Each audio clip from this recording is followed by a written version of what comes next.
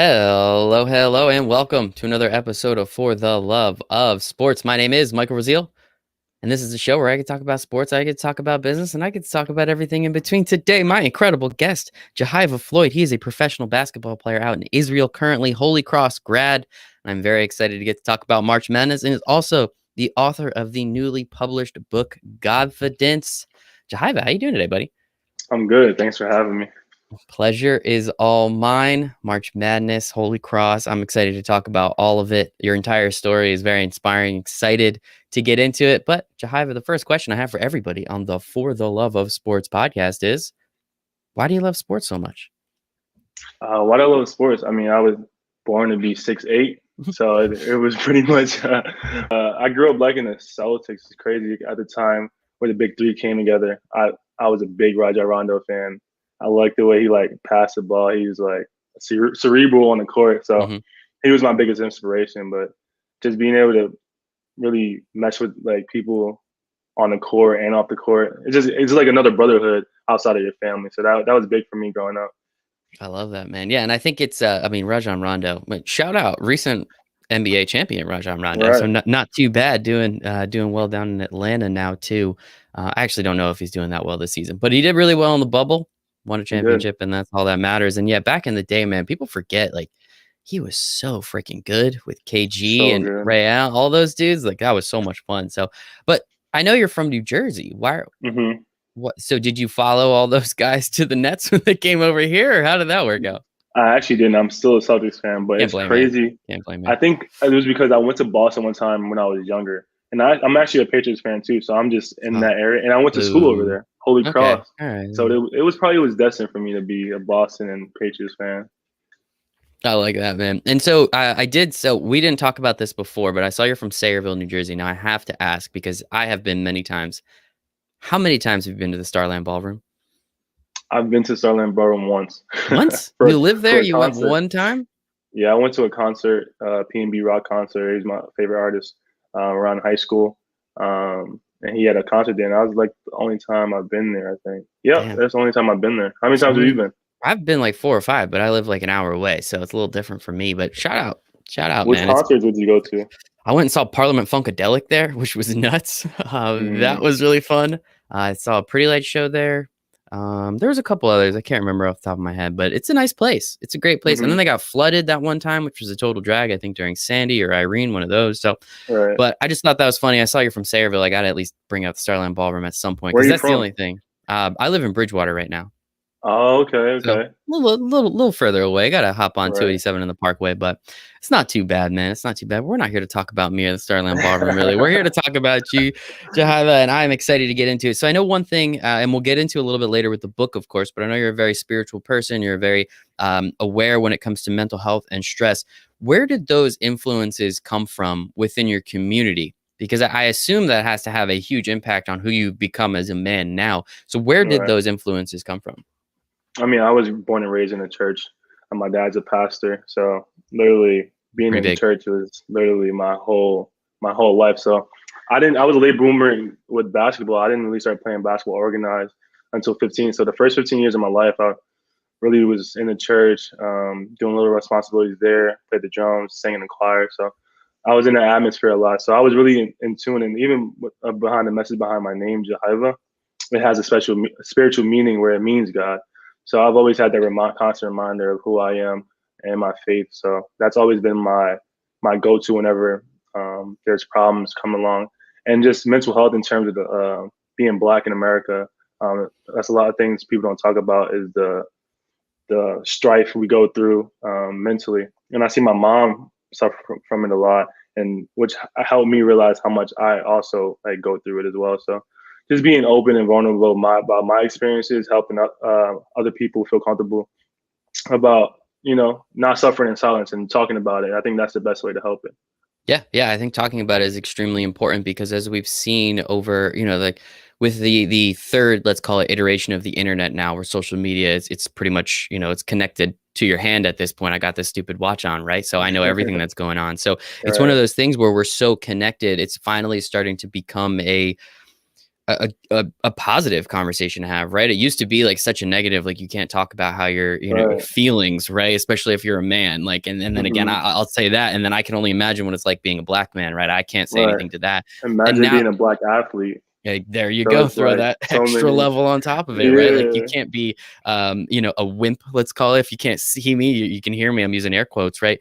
And so Yeah. having that, those multiple layers to it, how have you, like, when did you start having those open and honest conversations? Was that something you always had with your family, with your church, with your, community? Or is that something that you had to grow into and realize, hey, having conversations, not only does it help me, nobody fakes depression, right? Everyone fakes being Right. okay. I just saw that quote the other day from Robin Williams. Like, when did you start having those open, honest conversations with other people in your community? Yeah, I think it was when I just got to a time where I got tired of pretending that I was okay. Um, and just like you said, we aren't allowed to be a wimp or be soft in athletes, being black, and also in the religion aspect. Like there's not a lot of room to express your emotions and just being human. So I think during my college years is when I really got involved in campus and just realizing the platform I have as an athlete. I didn't want to just not take that seriously. I wanted to really hold that responsibility. So that's when I got involved in campus and I started talking about the different issues of being a black athlete on a PWI campus, and how that's PWI. over What is PWI? predominantly white institution. Okay, cool. Yeah, Thank you. so Holy Cross is a predominantly white institution, and it was only like 20% like people of color there. So just using it as a platform, I was a co-founder of a Men of Color Athletes there, which is a group for us to just a safe space for Black athletes to express their emotions. Around the time Colin Kaepernick took a knee for the during the flag, so just certain things like that, and unarmed Black men getting shot, just having conversations to relate and express ourselves. So that's really what really motivated me to continue to have that conversation. That's really what helped me write the book and just raise awareness to what's really going on behind the scenes of being an athlete, because a lot of people have that perspective of athletes. Oh, they're fine. They have, this, like, their life put together, but Hmm.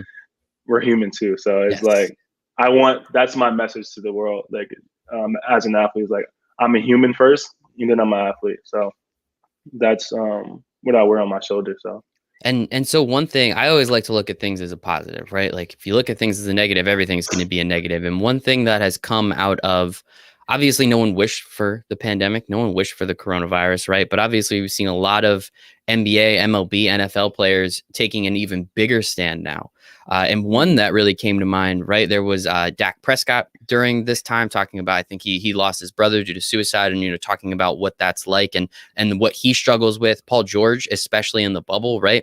Like nobody thought like it was that bad to live in a bubble, but then you start breaking it down. You're just like, hey, do you want to live in a hotel room for 4 months? Like that doesn't sound like fun right, to me. I hate living in a hotel room for 2 days. What's it like living right. there for 4 months and then all the protocols and everything that's on top of it? And Paul George came out and talked about that. And so how have you seen, what are some of, again, looking at these things in a positive, what are some of the positives that you've seen since kind of the shutdown and really just the Mhm. opening up even further of this conversation around mental health, athletes being black in America? What have you seen and what have you kind of put out into the world in that case? I think with COVID, me personally, I think I'm glad. I'm not gonna say I'm glad No, it happened. I 100% understand But what you mean. Don't worry, you're but good. it really Yeah. got our attention and made us slow down and really realize, like, okay, who are we and what do we want to do for the world?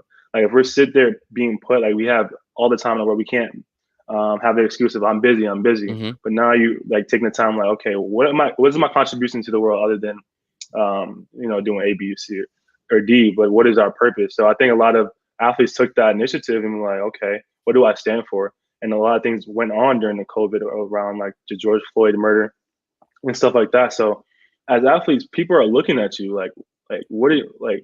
They look up to you. We have a lot of fans, so it's like, what if we say something is going to mean a lot more to the society than like a common person. Hmm. So we have to take that initiative, and a lot of athletes did, with like LeBron, Kyrie, Jalen Brown, and yeah. So I just followed their lead because they're on a higher level. Obviously, have a bigger following, but I can if they're doing it, why can't I? So that's really was my inspiration behind writing my book during that time, and just continue to push the conversation of how can we fight racism Hmm. individually as groups and stuff like that. So yeah. And I think it's a very important conversation to have, and it's very much in the lexicon now. It is a constant, as it should be, right? Like how can we just kind of, get it? Like it doesn't make sense to me. I don't understand racism. It's so Yeah. ridiculous. I come from a predominantly white area, and I just never understood it. It's obviously not something that I have to deal with, but it's something that is always there. It's always common. It's always a part of the conversation, which is just frustrating because a person is a person. I want to judge you. If you're an asshole, you're an asshole. I don't care what color your skin is. That's as easy as it gets for me personally. So, and I do want to go back to the point you just made, right? Is understanding that even though your platform's not as big as LeBron's, it's not as big as Rajon Rondo's or Paul George or Jaylen Brown's, you still have that platform, right? And you utilize it at Holy Cross to create that group. I apologize, I forget the name, but you created that group to help other athletes, other Black men and women like yourself, and just giving them, as you said, a safe space to have those conversations. Right. How have you been able to kind of like, at what point did you realize you had that power? Because yes, you're not LeBron James, you don't have 50, 100, whatever million followers, but if you can help one person, that's a positive in my life, right? You can help one person feel better. I think that's really important. When did you realize you kind of had that power, let's call it, to be able to do that for other people? I saw the power in the response of the panel we did at my college, and I created a video project of just us. I don't know if you know the barbershop, like LeBron sitting around talking to. So I did something similar around just around my college. So I seen the power and how it opened a lot of eyes to people. Like you said, you don't understand it. A lot of people didn't understand it. So to hear from our mouths and they see us smiling every day, they can see us more as humans. So once I seen that shift, I'm like, I know as an athlete, as a well-liked athlete, also wherever I am, like Israel, Greece, Holy Cross, if I'm talking about these things, it's easy for me to connect with people on just a universal human issues. So once I seen that, I'm like, okay, I understand the power of being an athlete and the power of your voice. Like if you're silent, you're part of the problem. If you're voicing about certain stuff going on, it's going to help the community, whether people like it or not. 100%. And just keep doing that, man. Again, if you can just help one person, I think it's completely worth your time and everybody else's. And I think that's the important part. And going back to Holy Cross, right? So you started that group, which is incredible. We also played basketball there, which again gave you that platform to do that. And as you were telling me before, your freshman year, you actually went to March Madness, which is just got to be the craziest thing in the world. Like what was Best that experience of my life? Like, yeah, talk to me about that a little bit, because that had to have just been the coolest thing ever. Man, it was like, all right, we're like 9-20.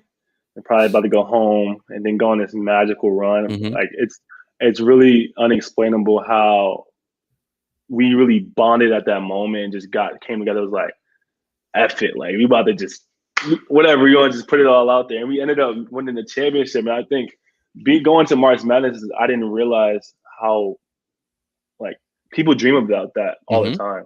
Like they dream about that, and I didn't dream about it because I didn't really know much about. Like I said, I was a late bloomer, so just being there, I felt like it was a dream. Like we're flying charter, we're getting all this love from everybody. That we have school spirit now. People didn't believe in us. I guess just my MO, just like proving the doubters wrong. So it's like we felt like on top of the world, even though we won our first 4 game against Southern. And I remember that. Like blown out by Oregon, but it was a great experience. I'll never forget that. That was the Dylan Brooks Bell year, right? They went to the Final Four. Yeah. You're good, man. You guys were 9-20 and you get to play them. I think that's pretty cool. I do remember that because I was like, what's going on? Why is this team that's 9-20 in the dance? Like, I don't get what's going on here. But obviously with the play-in tournaments and everything, I think it's awesome. And so shout out to you guys. Kudos and congratulations. Obviously, we have March Madness on now. It's a little different. And I'm kind of curious going back to, the earlier part of the conversation and the bubble. Do you have friends? Are you talking to anybody in there, or what do you assume that it's like? Because the protocols that these kids, have to go through, they're 18, 19, 20 years old. They're kids, right? Like having to go through all of this, living in that hotel room, right? It's one thing for the professionals who are getting paid millions of dollars to do it.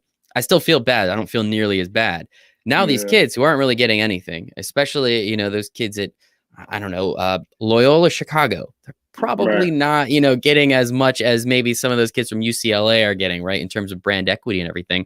How have you looked at this one in particular and what it's like, and just the stress the mental health and the awareness again of what these kids have to go through, essentially to just make sure these sponsors are getting, you know, what is due to them at this point. Right. I feel for them. Because I understand that what they're going through. I played in the TBT, so we did a bubble there. Cool. And also, like, to be honest, like overseas, basically you're like in a bubble. You're in your apartment. Probably it's 12 hours, 18 hours out of the day. Like you're in your bubble. You're just sitting here. Whatever you like doing, you're gonna do. And that's when I wrote my book, obviously. But I feel for them. I have old teammates. One of my teammates was on Illinois, and he just got upset. I didn't want to hit him up too early about it, but I'm like, so I feel for like guys like that, and I understand the stress behind it. But when you're so excited about March Madness, I don't even think you like the stakes are much higher in that bubble than it is in the NBA bubble where they're just like there for like so long. I think the March Madness is going to be there for like probably a month or two. Yeah, a month to 3 weeks. Yeah, that's if you make it the whole way too. So exactly. So I think you just focus on that, and obviously there's stress there, but I definitely feel for them. I know what they're going through. You might even go crazy, but you use that time wisely to really try to focus in on the games that's coming up. Right. Like, as you said, so many people have dreamed of this. I went to Rutgers. We had our first win in like 40 years in March Madness. Should have had two, but that's another conversation. But you know, those kids, like they're etched into Rutgers history books. Not that that's like the most notable history book, but it's still pretty cool, right? Geo Baker, like those dudes, they balled out, and it was awesome. So grateful that we got to watch that, and you know, definitely, you know, sitting here not doing too much over the last year, that's definitely a positive we can take from it. And as you said, you know, playing overseas, it's kind of like you're already in your own bubble. And talk to me a little bit about what it was like to leave the country that you've pretty much been in your entire life, to go overseas and not be able to speak the same language as, I'm assuming, most of the people on your team. What has that done again from a mental health perspective? Because that's just adding, you know, playing basketball already is stressful. Now you're getting paid to play basketball, which is even more stressful. And now you're not able to do all the normal things you do on a basketball court with your teammates and your coaches and everything. What has that process been like? And then, throw in the fact that the world shut down for about a year on top of it. I would say overseas life prepared me for the COVID quarantine. So when I went home, I'm saying like that's a positive. So I went home like, why is everybody so like stressed out about staying at home? I did it all the time. So like it was like kind of different. But leaving home, you don't see that first. I would say that playing overseas is like the epitome of like what you're willing to sacrifice to chase your dream. Like my dream is to play professional basketball, but what am I sacrificing? I'm sacrificing family gatherings, being with my family members, friends, stuff like that. So at times it does get stressful. Like this year, we weren't able to have a break in between. So I've been overseas since August. So I'm at the point I'm homesick, like, but I have to push through because this is a job. So I've just learned that what overseas basketball taught me was just to appreciate those relationships that you do have when you do have a chance to be in their presence, and just really focus on what matters. And that's really like love, peace, and goes back to what I wrote about. It's just like trying to find that peace within yourself and trying to surround yourself around people who's willing to elevate and get to the higher levels. I love it. We're talking with Jehyve Floyd here, professional basketball player, March Madness aficionado, author, and we're going to get to the book in a second. But again, I want to go to some more positives. How cool is it to get paid to play basketball? Like that's got to be pretty sweet, right? It's so cool. Sometimes I wish we get paid twice a month because it's easier. But when we do get that check, that once a month, it's you don't take it for granted. That's for sure. It's the wild west over here. So you know, sometimes you might not get it, sometimes you do. So whenever I get it, I am happy about it. I just can't. I literally have a calendar where I X out days just so I can get to the end of the month, just to feel that. So it feels great. It feels great to really do what you love and get paid to do it. It doesn't feel like work most of the time, and you just want to get better and obviously make more money at the end of the day. That is important, and you've already been on multiple teams. In multiple countries in pretty different parts of the world, right? You've been in Greece and you played over there. You're now currently in Israel. Is that kind of just the overseas lifestyle, the overseas basketball lifestyle? It's kind of, you're going to be hopping around a lot. You're you know, like, is that kind of how it works? Because here, obviously, we see it all the time, right? Today, as we're recording, this is the NBA trade deadline, so we're going to see a lot of movement. But usually, you get to a team, you're drafted, you're signed, you're at least there for a year and change potentially. Mm-hmm. Is the overseas basketball, is it, as you said, it's the Wild West? So is the expectation that you're just going to be kind of moving around a lot over the next few years?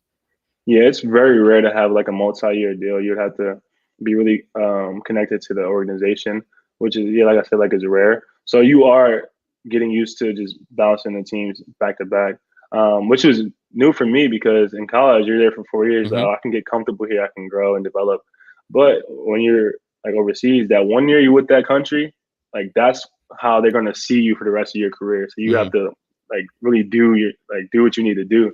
So it's just more of just learning how to adapt and just want to embrace the culture around you. I think it's hard with COVID now, but I was in Germany before I went to Greece just for a month and I got cut. But I tried as much as like learn the language, and after that, I'm like, but it's hard to learn one language in German, then Greek, and then Yeah. Hebrew now. So it's kind of hard, but you try to get what you can. Yeah, I'm sure there's common phrases and things, right, that you can kind of at Yeah, least latch on to. I mean, I worked in a restaurant, and I had the same conversations over and over with some of the guys from the Hispanic countries. So it was, I had those few sentences that I could say. We had a nice little right. conversation daily. So I'm sure there's stuff like that you can do. And what now? So incredible basketball career, still rocking with it. Do you? Obviously you're getting paid to play basketball, so we're going to do that Right. absolutely as long as possible, right? But understanding you Exactly. are an athlete, your body Hmm. is your product, and eventually that is going to unfortunately stop being as amazing as it currently are there things that you're looking forward to? I mean, obviously you wrote this book, which you're going to talk about in a Hmm. second. You're doing speaking gigs, which I think is awesome as well. What are you looking forward to after playing basketball, if anything at all? I think getting cut my first year really made me think about the future. I'm like, okay, this is Hmm. very temporary. So I have to really hone into what I want to do. And it's just doing that social work, the work I did in college in terms of just being an advocate for Black athletes, talk about mental health. That's like really why I wrote the book, just to have, something that will prolong my career after sports. So just taking that initiative now, I'm just looking forward to being the impact for the younger generation who wants to be where I was, whether playing basketball or just being a like Black person in America. I feel like I can relate to a lot of people, and that's really my gift. I feel like so. Just continue to do that. It's easy to talk to people for me, I think. I love it. So You're doing just great today, just doing man. that. You're doing awesome. Appreciate Shout out that. Alex for putting us together. He's a good dude. So let's talk about the book a little bit. The name of it is Godfidence. Where can we find it? I'm assuming Amazon, Barnes and Noble, Amazon. anywhere possible. Yeah, just Amazon right now. Cool, We're still getting there with cool, the cool, cool. bookstore. I mean, honestly, everyone just shops on Amazon now anyway, so you're good. If Right. it's there, we can buy it. That's the important part. So I'm gonna get a link. I'm gonna put that in the description here for the YouTube video as well as the podcast, so anybody can go click that and buy that. But and as you said, you kind of were stuck in an apartment for a long time. When did the Hmm. idea, and did you always want to, I guess, write a book? Hmm. And when did the idea come to you and you said, I have a couple minutes here. You might as well take advantage of it. I feel like I've always had like an impactful story in terms of just chasing my dream and being different than the bunch of people I was surrounding myself with. But just going through that phase where I got cut and just transition from college to the pros is just a hard transition that I didn't know about. I just had the experience.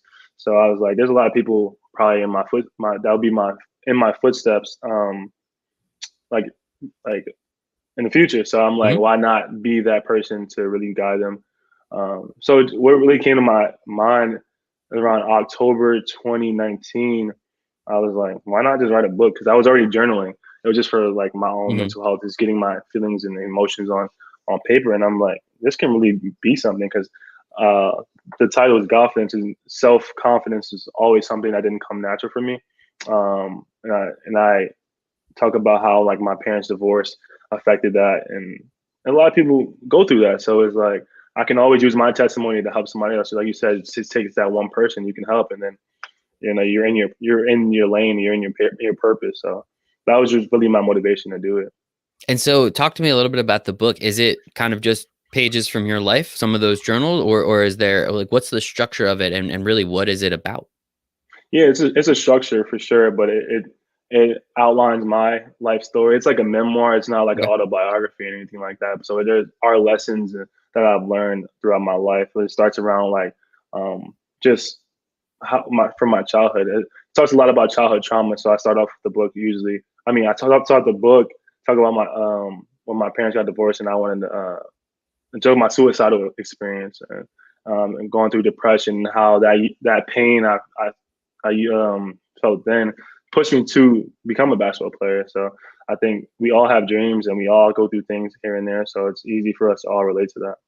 How hard was it to write some of that stuff down? Like, Oh, was so it? hard. Yeah, like, So and then hard. putting Yeah. like one to write it down and like Yeah. admitting things to yourself. So many people lie to themselves. Like, dude, you know if you're lying to yourself, it's not that hard. But so many Yeah. people lie to themselves, and then not only that, then you took it a step further. You wrote it down. Not only that, you said, "Hey, world, I would love for you to read There you this." Like, go. how difficult was that process? It was real difficult, but I realized there's a lot of freedom in living in your truth. And it's like when I say my mentor taught me this, but once I started practicing it, life became so much more. You don't really care about how other people view you because you know your story. The worst thing you can do is let somebody else tell your story. So that was really my motivation to writing the book, and also it was like a healing process of me writing my story down and understanding. Okay, why do I suffer from self doubt? Why do I do not believe in myself? Why do I not feel like I'm good enough? So it's really acknowledging the past that you never really acknowledge because you're chasing this dream. Like you're sacrificing so much to chase this one dream. And then when I got to the dream and I get cut, I'm like, what now? Hmm. So everything really unfolded. And when you really look at your life, there's a lot of patterns. And if you don't really like acknowledge the patterns and see and try to fix the patterns, you're gonna become in a cycle. And that's not freedom. That's just being in a repetitive situation. So that's really how like the book is structured, and then it goes around. I'm very honest. I'm a very Yeah. honest person. I think that's the beauty in life is when we are able to be honest about ourselves and to inspire other people to be honest about themselves. So That's how you connect with people, right? People can tell if you're not being honest or right, authentic, right? Like, and so if you can be open, honest, and authentic with people, that's how you're going to connect with the most people. And going back to what we exactly. said before, that's how you're going to help the most people. And I think that part is very, very important. And, as you said, like kind of writing a lot of that stuff down, something that I learned along the way was kind of, you call it a brain dump, every morning, every Right. night, just write down whatever you're thinking about and just get it out of your head. Because if you leave it in there, it's going to stay in there.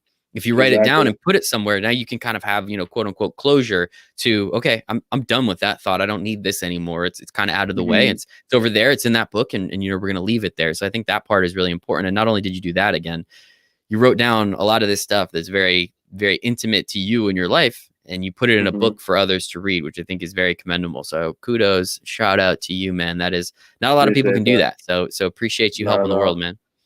Thank you. I appreciate that. I've always like looked up to people who are authentic, and you see those inspirational speakers like Inky Johnson, Eric Thomas. Like those are the guys. Like, I want to be as Nice. raw and as authentic as them. Like I want to be that. And you have to realize what's holding you back from that.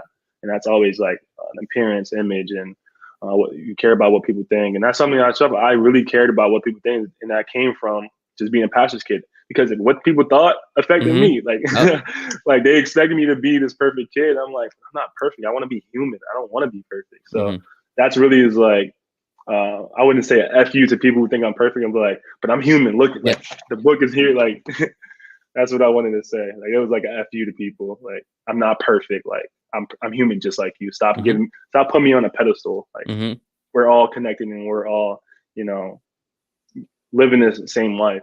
Yeah, you have a real story, man. Like, where's the, this isn't a fantasy novel. This isn't, a rom-com, right? Like it's a very real story, and everybody comes from somewhere, and you have to understand that our thoughts and our emotions are shaped by our experiences. And obviously that's a very big one to you, right? Having kind of, as you said, being put up on that pedestal. You were the pastor's kid. So you probably had straight A's, and you probably, did all your prayers before you went to bed, and you did all that stuff. In reality, you were a freaking 14-year-old kid. Like, what did you expect? It was so exhausting. And you go from pastor's kid to athlete. Now I'm on a bigger pedestal. Now you're these incredible and things amazing. are really like which one do you want to be, a pastor kid or an athlete? And that's where I had to find a balance between, like, who do you want to be? And Mm-hmm. COVID helped me. Like, I sat down, like, who are you? Like, Mm-hmm. you can't define yourself by as a pastor kid. You can't define yourself as an athlete. Who are you in God's eyes or in your eyes? Like, who do you want to be? And that's what helped me really write the book. I gotta ask, man, who are you? I am Jehyve Floyd. Love it. There we go. And I'm for the people. I am for people who struggle with life and who want to get better, who want to do the internal work to accomplish their dreams. And that's how real and authentic we can get. Like, if you want something, go get it. Stop giving, like, I tell my friends all the time, is like, you can't use the excuses of not getting what you want out of life, because we only got this one time to do it. I mean, it's like, if you're living for other people, you're giving your power away. And I think the power is in who you are. And usually who you are is shaped by the actions that you have.